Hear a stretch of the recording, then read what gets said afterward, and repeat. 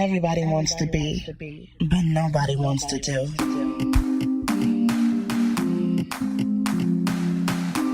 Girl, it's time to be real, raw, and relentless. Everybody wants to be, but nobody wants to do.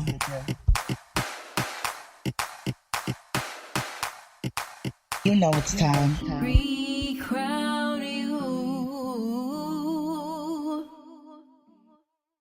What's up, guys? It's your girl, Truly Inspired Martin, and welcome to another episode of Recrown You, the podcast.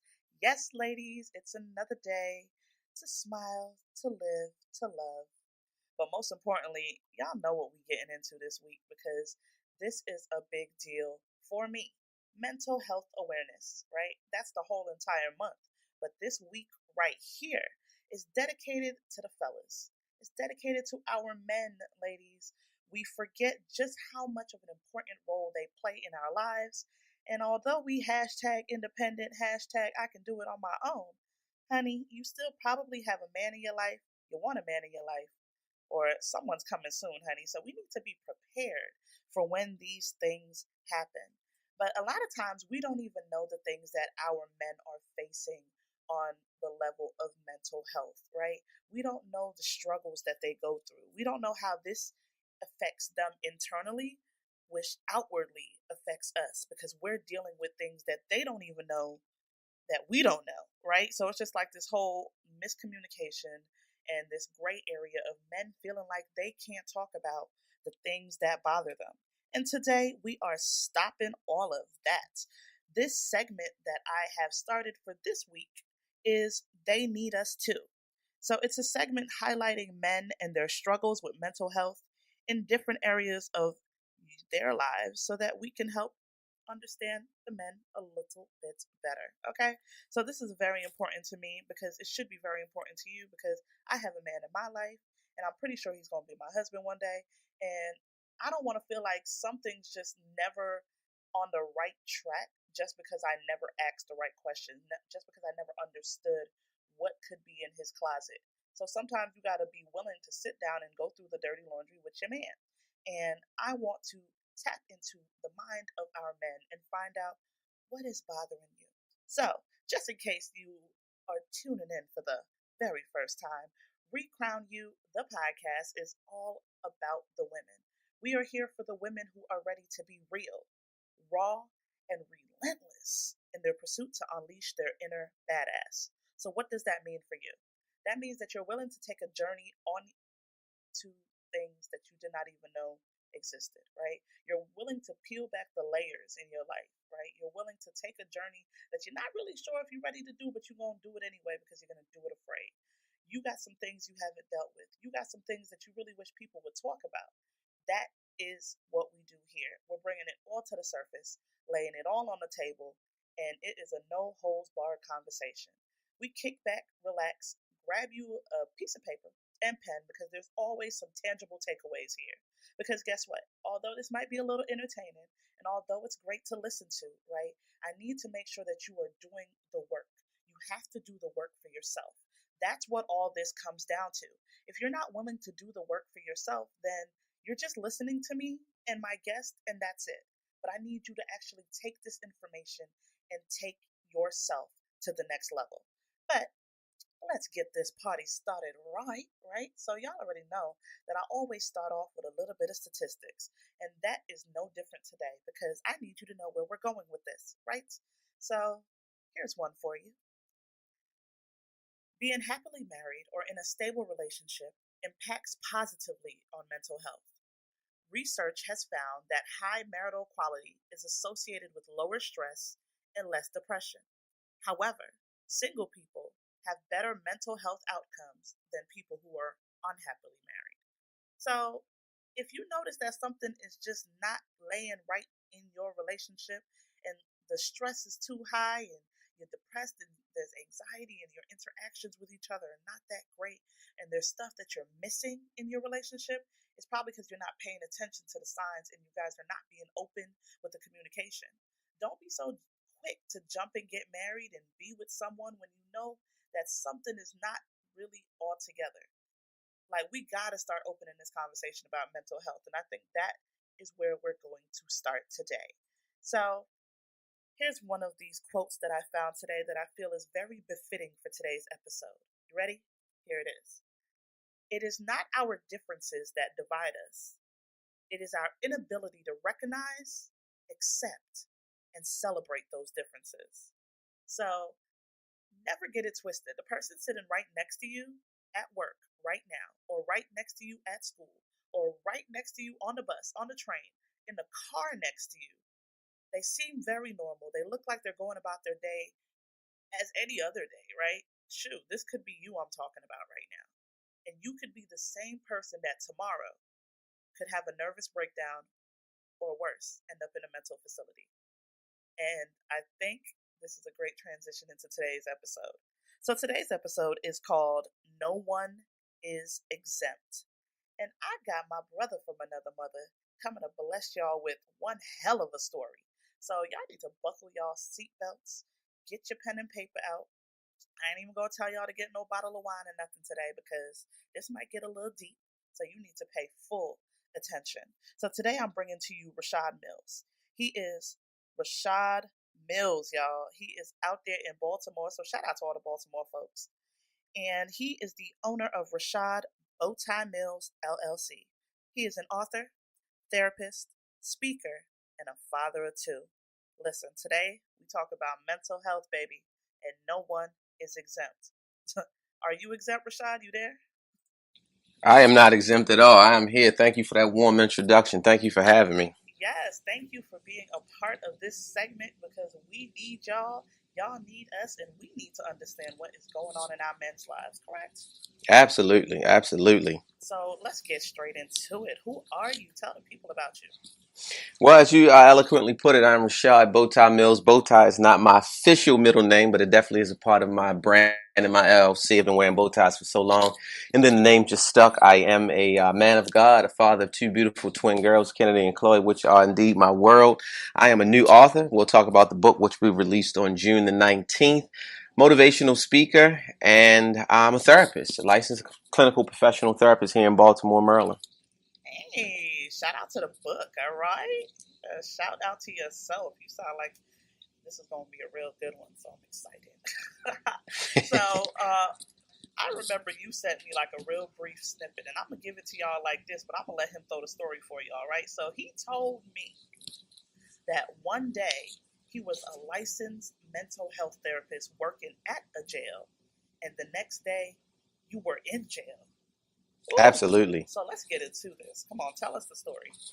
Well, as they say, Dana, this is my story, and I'm sticking to it. So, and I always have that, I guess, brief synopsis of the book just to get people engaged and get them to understand that the title of today's show is very real, that no one is exempt. So literally on June the 18th, 2018, I was working at the Baltimore City Juvenile Justice Center as a licensed clinical professional counselor, doing what I would do every single day, go and provide individual and group sessions to the young men who are detained at that time.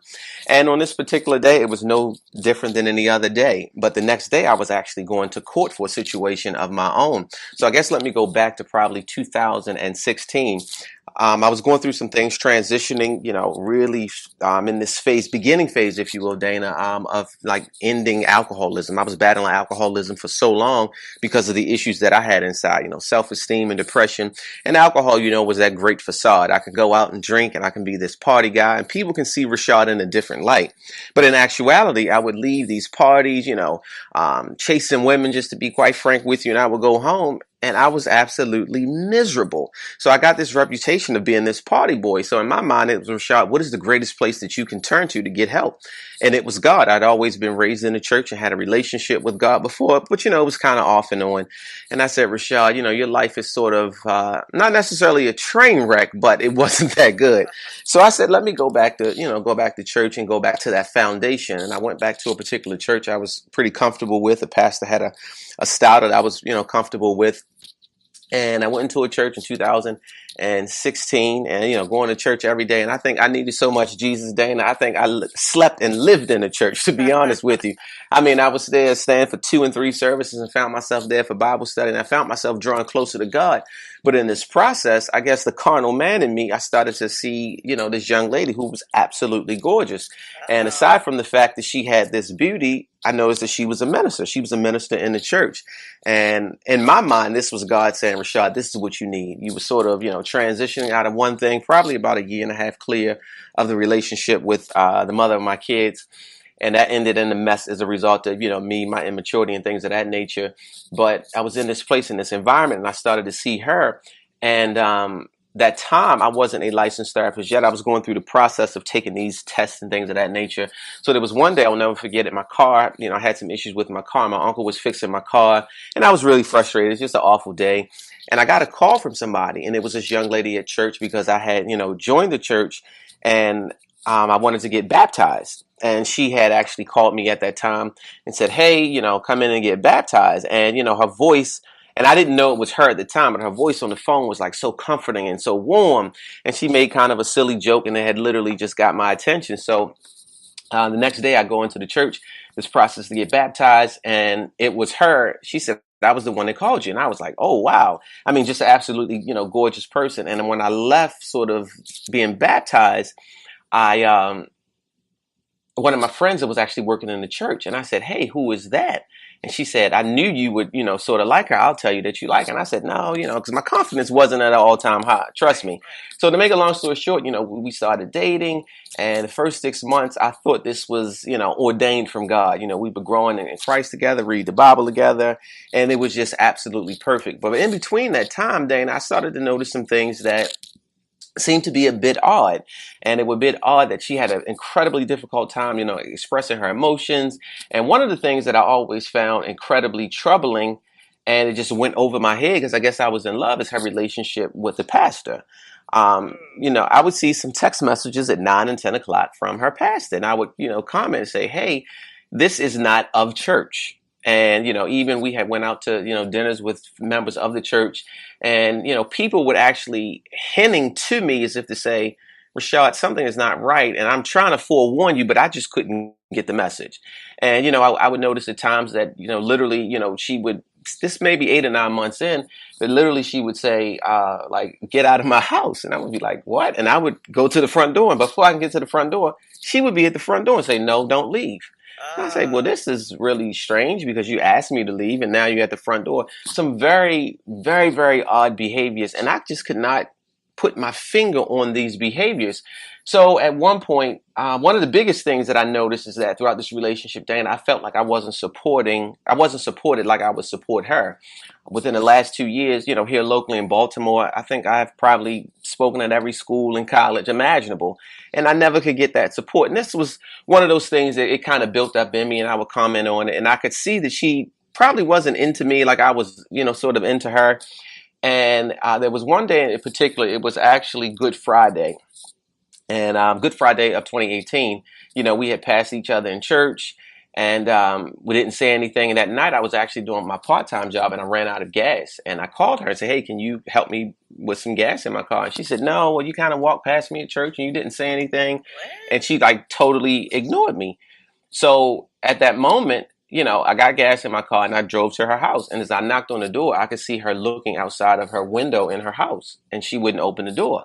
And almost, this is one of those things, I guess, that I hate to admit it, but I was a part of, and I hate to admit it. Like, I literally got so upset, like I kicked her door twice, not to get in, but just out of like sheer anger. When I got in my car, I said, Rashad, that wasn't the smartest thing that you could have done. And like at that moment, I let my temper just like control me. So I'm driving home, and I'm still heated because in my mind, at one point, I thought I would, sort of marry this woman. And I was praying to God probably 2 years, actually our 2-year anniversary. I really started praying to God. I said, God, let me see if this woman is not for me. Like, show me some signs. And he did that. So in that process of that night, I called her probably 40 times in a row. And I'm gonna be honest, like, it was no Christ in me, it was no therapy in me, which is odd that I'm a therapist, and some of the same skills that I've been successful helping clients with, I didn't engage in those same skills myself. Common sense said, Rashad, let it be. She's not the one. She have shown you. But I was really hurt, and I think the hurt came from what I would have this reality. Like, this reality was that I thought this person would be something that I wanted her to be, but maybe it wasn't in her to be what I thought she would be. And then this hurt caused me to call her about 40 times. And the next day I woke up and I called her, and I heard somebody say in the background, and this was the voice of a European female, "What is his date of birth?" And I said, that's really odd that somebody's asking for his date of birth. And at one point we got into an argument before, and she threatened to call the police on me. We were having a heated argument, nothing physical, nothing of that nature. And I said, this is odd. And my gut instinct said, Rashad, drive past the police station in her neighborhood. And who was there? None other than her. And as she's walking out of the police station, at this phase, then I'm in shock. Like, I'm literally in shock. So I jumped out of my car and I said, hey, what is going on? This is crazy. Like, literally, she runs, a mad dash into the police station. I said, this is odd. So I walk in, and the officer says, well, you the guy who kept calling her last night? I said, yeah, that was me. Leave the police station. I said, okay. And I'm still like in shock. And this is how, so when we talk about this mental health and no one is exempt, keep in mind, I'm a licensed professional counselor at this point, providing services to people that are in the jail every single day. And a lot of the things that I know are tried and true and work from a therapeutic perspective, because of my emotions were so high, I couldn't engage in them. So when I walked out, I got in my car, she got in her car, and I pulled up next to her, and I rolled down my window, and she rolled down her window, and I was like, what in the world is going on? Because again, I'm just in a state of shock. An officer ran out, and two officers actually ran out and said, we told you to leave what they would call the premises of the police station. So I was detained that day on 3 charges. Telephone misuse, which is excessive calling, which I didn't even know existed. Right. Trespassing because they asked me to leave. Technically I was still on that property, and failure to obey an unreasonable law, something of that nature. And from that point, I'm detained. So the next day, I spend maybe 12 hours in jail. I'm out on my own recon. So the next day, which is at this point, it's Easter. A friend of mine who introduced us at the church called me and said, say it ain't so. I said, say what isn't so? What are you talking about? So apparently my friend, and this was part of the mental illness, called to the church, and I can't make this up, called to the church and told the church security staff not to let me in the church because I was a stalker. And my friend said, no, that's not the case. They were in a 2-year relationship. So apparently, and it gets wilder, unfortunately. So apparently she told people that she didn't know me, number one, which was incredibly hurtful because, again, we were in a 2-year relationship. My kids were, stayed at her house. I'm taking her daughter to school, and it got much deeper because, and through this process, I actually found out that my worst fears were confirmed that, she had previously slept with this pastor of this church. And I'd asked her, if something happened in the past, well, adults, just let me know so I know how to navigate moving forward. And apparently, I'm not sure, but, it leads to that it was potentially happening while I was with her. And again, I saw some of these signs, these late night text messages. And for some reason, again, I guess when you're in love, your mind is really not operating at the highest level that it should be. So from a period of, let's say, April to June, probably April to late May, I was still going to the church. By law, she had a protective order against me. I couldn't say anything to her, and I had no desire to. I was in the church. She's still a minister. She would, roll her eyes at me, and it became so chaotic that other people started to notice it. And the church security staff came to me after several services and said, Rashad, we can see, what she's doing. We know it's not you. You're still coming to church with your kids. And then it was so stressful that I stopped going to the church because I couldn't find peace. I couldn't find healing in church. And it was just way too much. So I stopped going to the church. And again, at that point, many people in my circle advised me to get a lawyer. And I said, well, this is like a misdemeanor. I said, I didn't even know this charge existed. Right. I'm in and out. So the public defender says, Rashad, I had literally preached my first 2 sermons 2 days before I was detained. He said, man, there's no way that you're going to jail. The judge has, quote unquote, bigger fish to fry than worry about this case because it's not, nobody got hurt. It wasn't violent. Okay, so I go into the courtroom. I see my public defender at the time, and again, Rashad. They actually dropped two of the charges. They're just proceeding forward with this telephone misuse. Not a problem at all. And I sat sort of intentionally in the court in front of her because I did not want to see her. And let me go back and say one very important thing for your listeners. And one of the mental illnesses that I think that she suffered from was borderline personality disorder. Yeah, I definitely heard that. And one of the things that is so important to understand, if you're in a relationship with somebody and they mention that they had a previous mental health illness, I think it's so important to sit down and have this conversation, because what happened is probably maybe a year and a half in our relationship, again, I was noticing some very even stranger things. And she said to me, she said, Rashad, you're a therapist and I have to share something with you I never shared with any other man. And I said, sure, what is it? And I vividly remember she was sitting on the edge of her bed.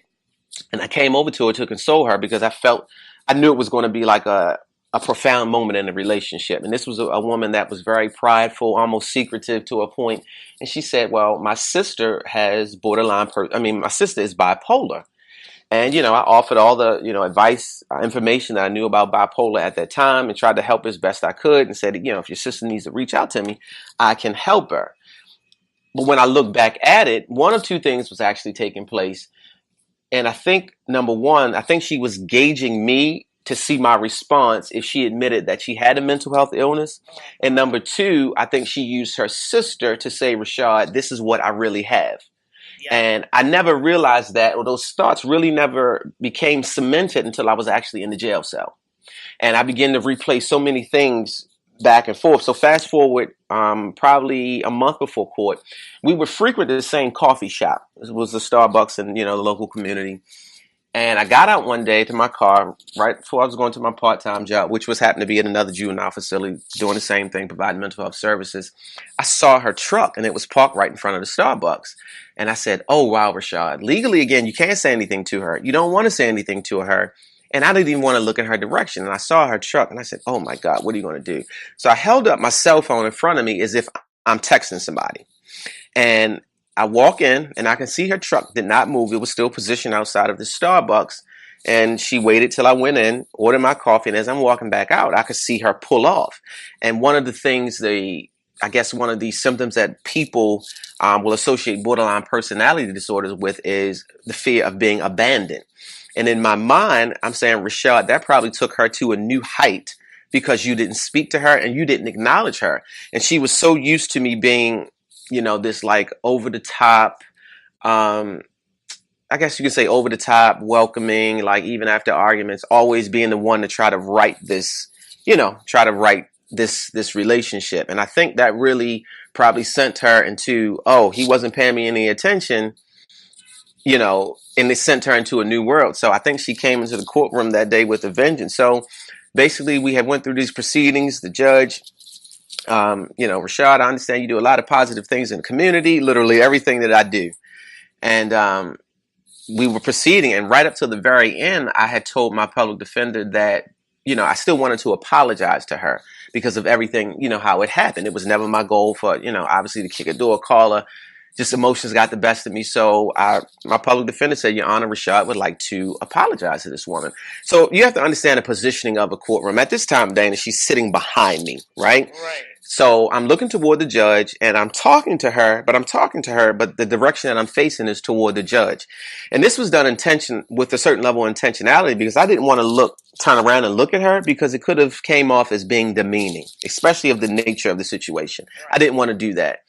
So I'm looking at the judge, apologizing. The judge says, Mr. Mills, I appreciate, your level of contrition. You wanted to sort of right this wrong from your end. And it's very interesting that this is one of those things that I don't know if I can bring religion into it, but God literally is like my God. And I think this is one of those things where I believe it was meant for me to go to jail. And I know that sounds very strange, but the state's attorney was quiet throughout the entire proceedings, Dana. When I apologized, he jumped up. And I think in my book, I labeled it as the poodle turned into a Doberman Pinscher. He was really quiet. He even approached me outside, Mr. Mills, I'm not pushing for you to go to jail because this is not that kind of case. You're not that kind of guy. And when I apologized to her, he jumped up with such an incredible rage. Your Honor, Mr. Mills, if he was sincere, he would look at her. And the judge says, no, I totally get why he didn't. He didn't want to turn his back to me. And again, it might not have came across the wrong way if he had looked at her directly. So the state's attorney called the young lady up and said, well, tell us about Mr. Mills. And she literally told the courtroom that I was everything but a child of God. And I actually whispered to my public defender at that time. I said, this is not good. And at that point, the judge sort of kind of tilted his head at an angle. And he said, Mr. Mills, I look at you differently. And he literally had reminded me of every positive thing that I have ever done that was mentioned. You just, preach 2 sermons, your public defender said. You are a father of twins. You're a man of God. You are a therapist. A speaker. You're a community advocate. And he said, but I look at you differently after what she said. He said, Mr. Mills, I'm going to sentence you to 3 years in jail. I'm going to suspend 2.5. And I'm going to give you 6 months starting now. Bailiff, cuff him. So at this point, time slowed down. And time slowed down, Dana, enough. What is going on? Time slowed down enough where my public defender actually said, can we get an appeal bond? And when he said those words, it almost was like a cartoon character's words because I couldn't even understand it. Like I can hear something, but I'm like, am I about to go to jail? And literally cuff him. And before I can blink, I had handcuffs on me.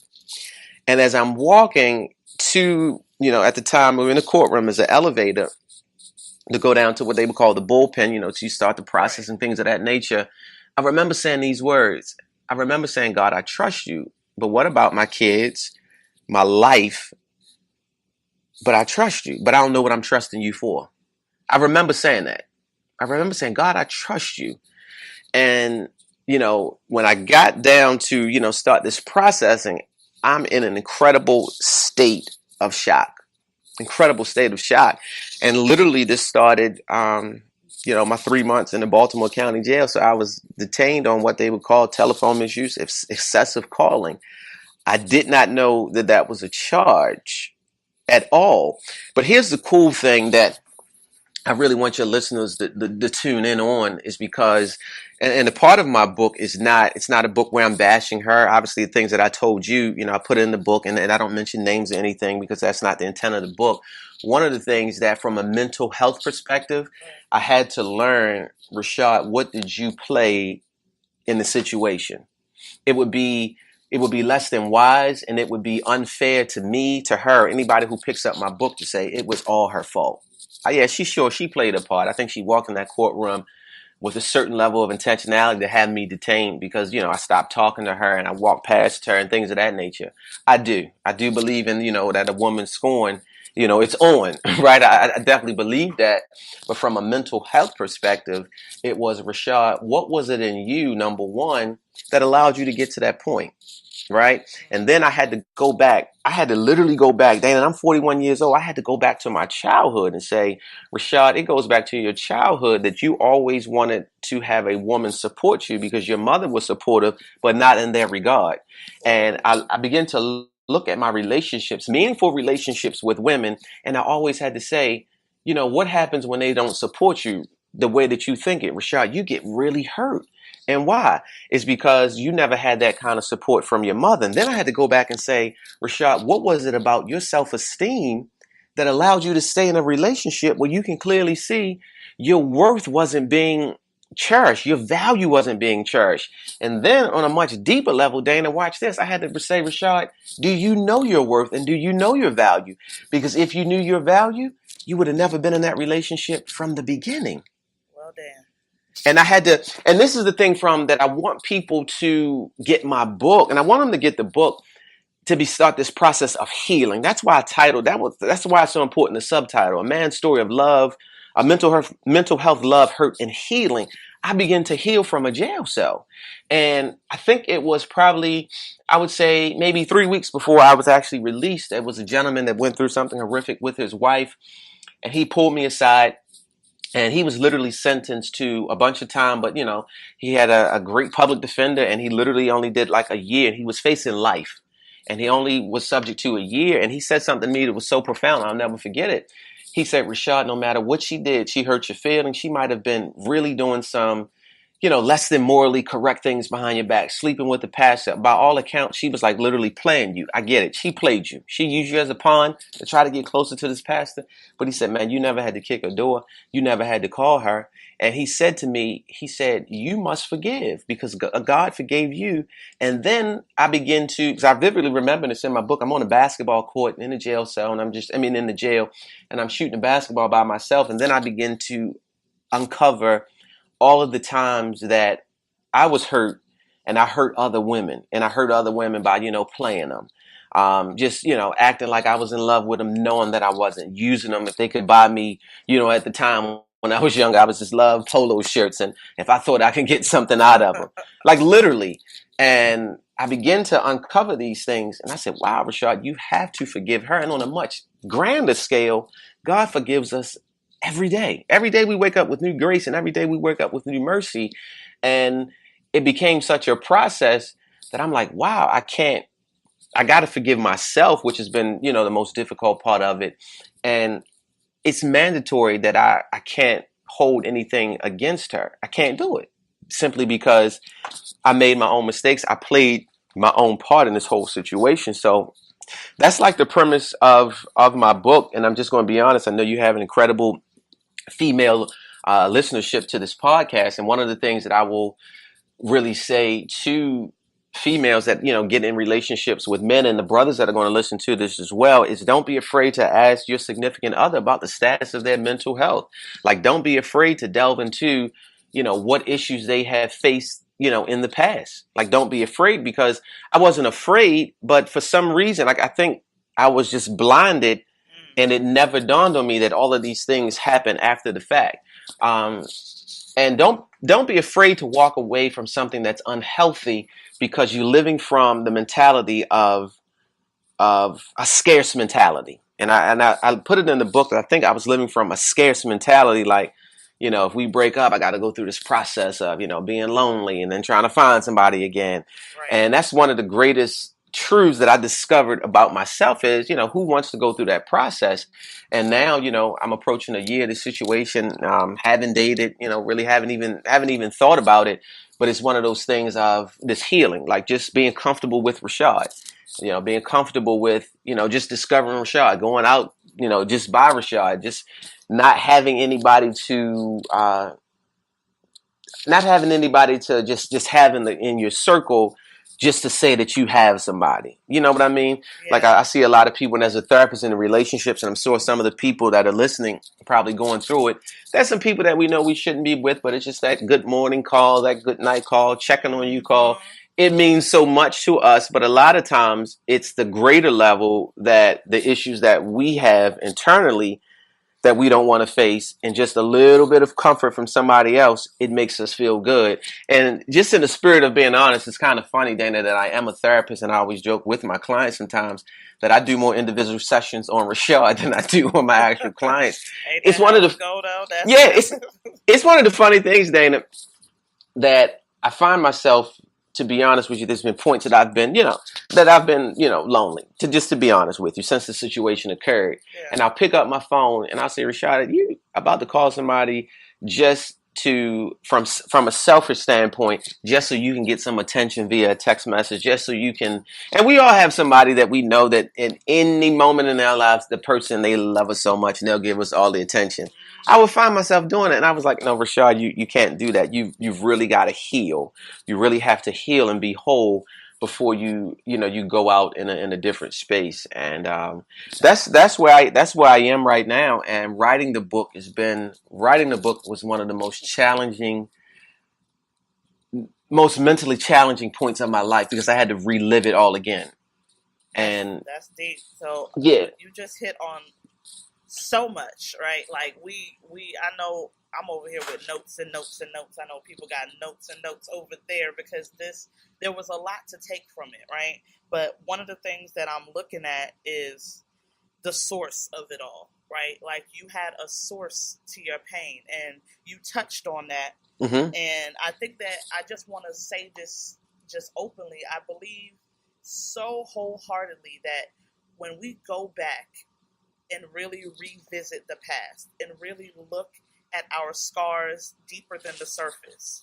We really start to realize what the mess is, like what all our things are tied to. And you even said that you were always looking for someone to support you, to give you something that your mom didn't. And I think that that is so important when we look at how we move forward in relationships and with people.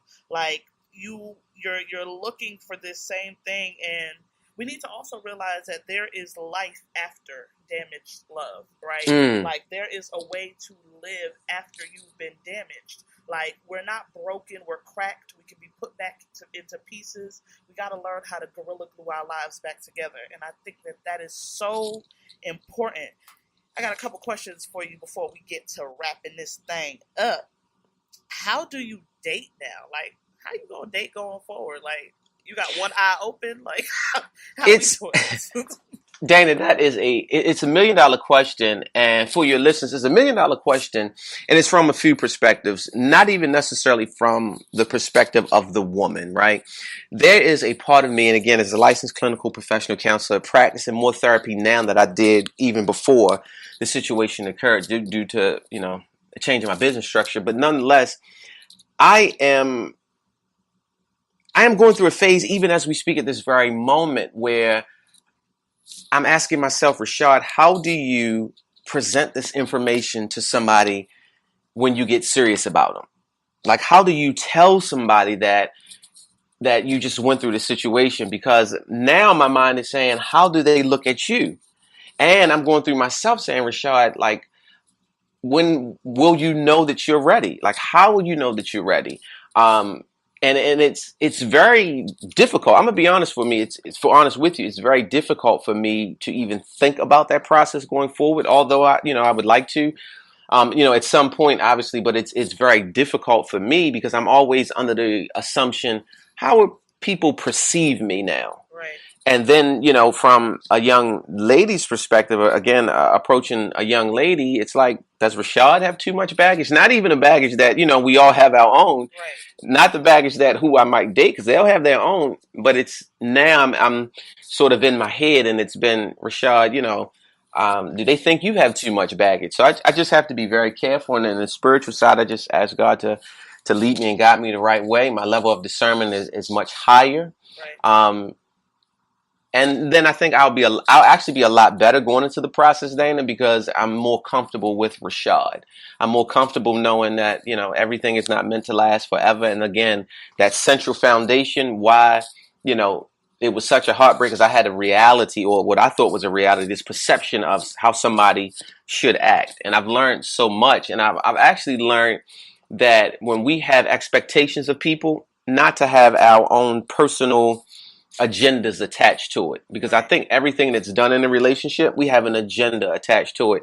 And I gave my whole heart fully to her, but I think I had my personal agenda attached to it to say, as if I give everything to you, hopefully I'll get it back. Right. So I've learned more about Rashad in the last 6 months than I have the previous 41 years. So it's going to be a challenge, but I'm actually looking forward to it, when that moment comes. But right now, I'm just really trying to use this book as an opportunity to heal people, continue to grow my business, and if God wants to send the helpmate along for the journey, absolutely. But I will say something that's kind of funny, because it's been like this one theme in my line throughout this entire process. I think Drake said it.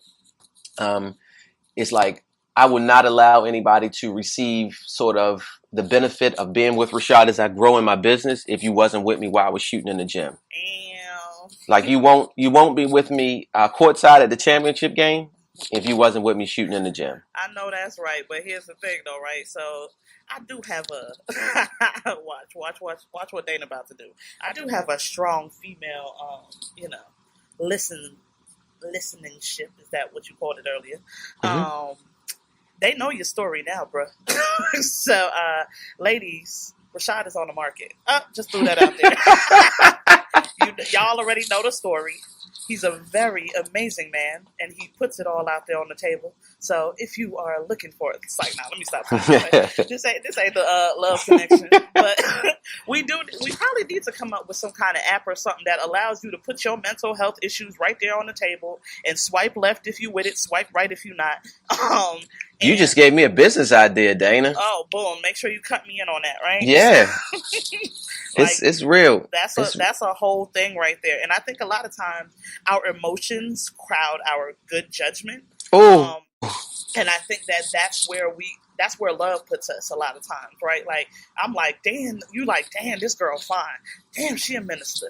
Damn, like, I could see this. You know what I'm saying? And like, she was showing you signs. She was giving you a lot of the things that you would see in a person in your field of work every day, but you could not see it right in front of your face. And that's because love is blind. Eve said it best, right? Mm-hmm. Like, love is blind and it will take over your mind, right? What Indeed. you think is love is truly not. You need to elevate and find. Okay. Yeah. All right. Okay. So it's the truth.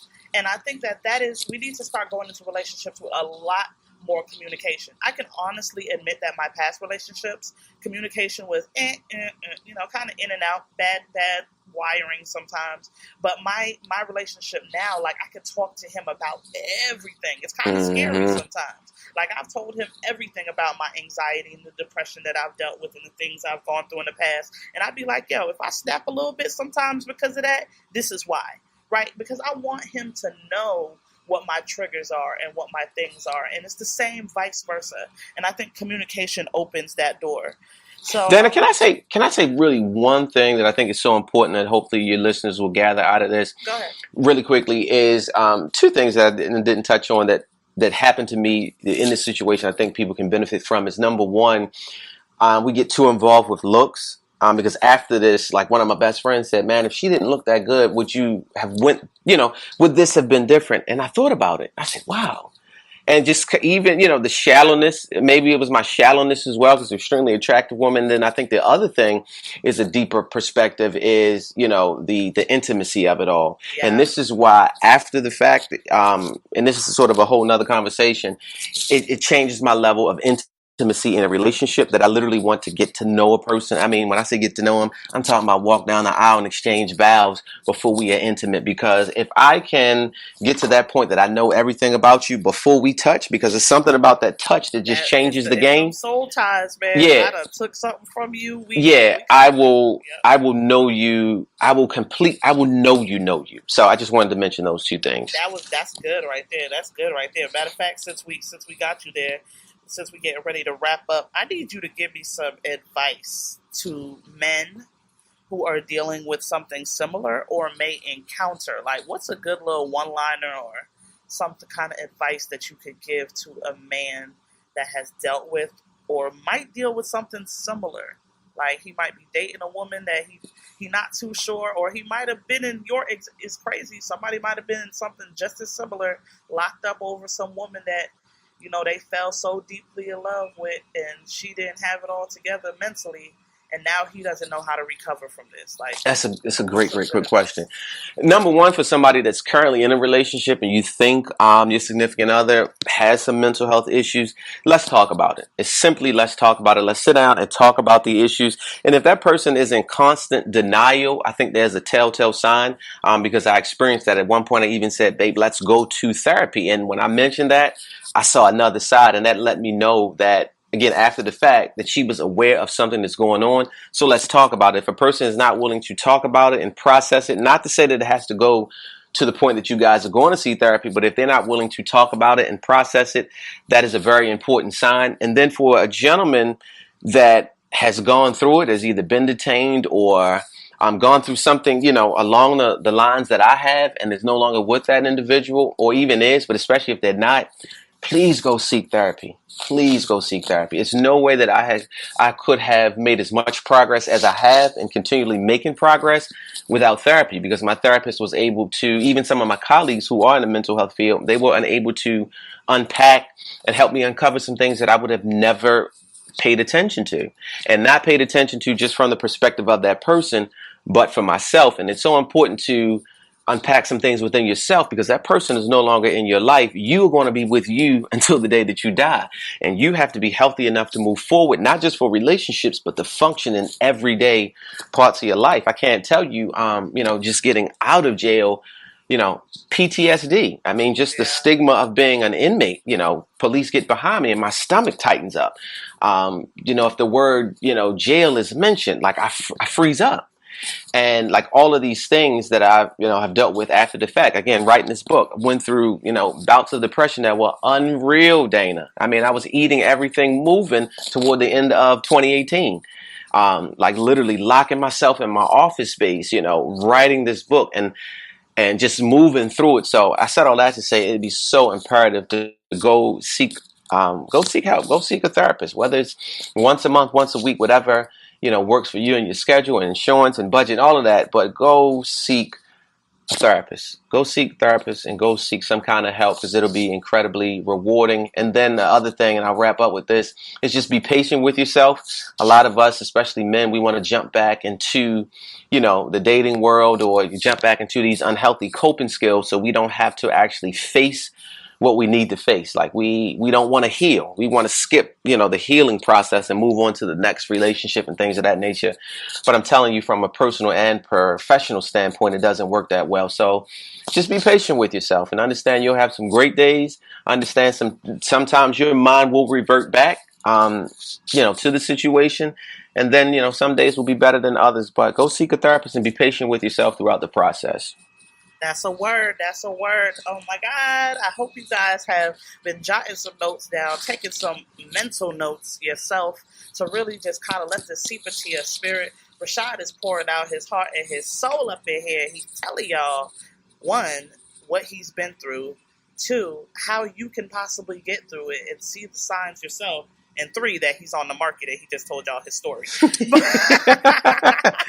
But Rashad, thank you so much for coming and being a part of this segment. I know that a lot of people have taken some amazing gems from you, women and men alike, because it's important to have this conversation, right? It's important to open up and put it on the table, and I am blessed to have your presence on this podcast. So. Well, Dana, thank you so much for sharing, and thank you for your listeners. And certainly, if anybody wants to purchase the book, it will be available on June the 19th, Amazon.com, other outlets. And you can feel free to follow me on social media. Once you read the book, comments, I'm open to any feedback. I'm on all social media, Facebook, Twitter, and Instagram, Rashad Bowtie Mills. Well, good. I was just about to ask you to plug yourself, but you done did it, so the world knows who you are. I like when you stay ready. You make my job easier. Ladies, thank you for tuning in today. I know that this is a journey that is hard to take, but it's a journey worth taking. Fellas, we appreciate you. We salute you. We appreciate our men. We are here for you, and this is what this segment is about. But ladies, it's time for you to take the journey to restore, reset, and reclaim you. Because without you getting you together, baby, none of this matters. So in the meantime, in between time, I'll catch you next time. It's your girl. You know it's time. Recrown you.